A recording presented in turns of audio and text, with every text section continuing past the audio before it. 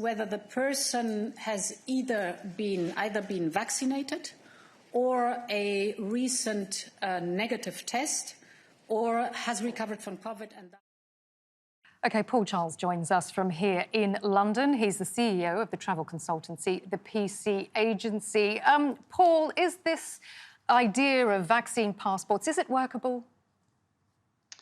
It is workable as long as it's not mandatory. And I think that's the key thing here, that we want to, across the travel sector, work with governments to make sure that we're enabling seamless travel.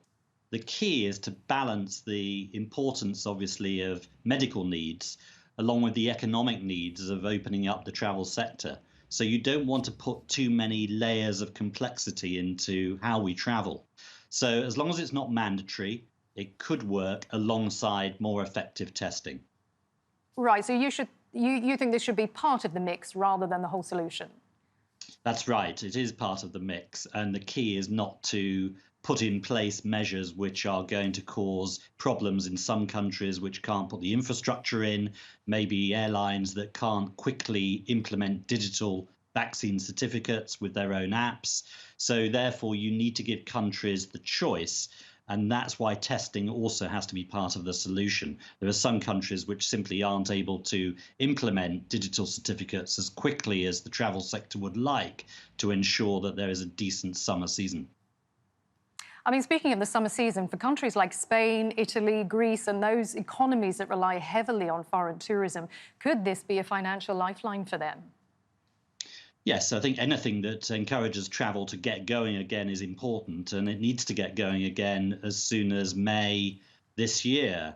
Countries rely on high-spending tourists. The travel sector accounts for 1 in 10 jobs around the world. In some countries, accounts for up to 15–20% of their GDP.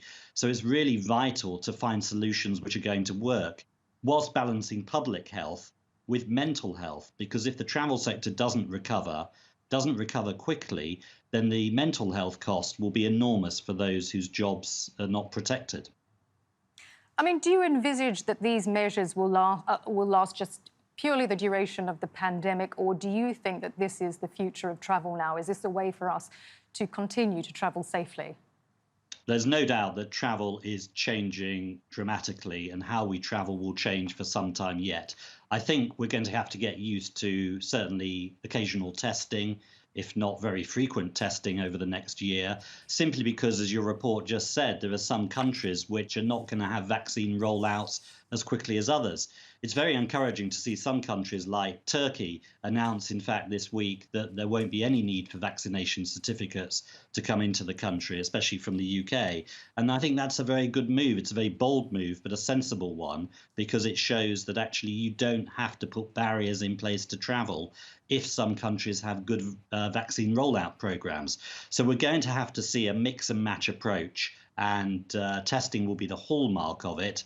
But we're going to have to be flexible as travellers as well for some time to come. OK, Paul, thanks so much. Paul Charles joining us live here in London.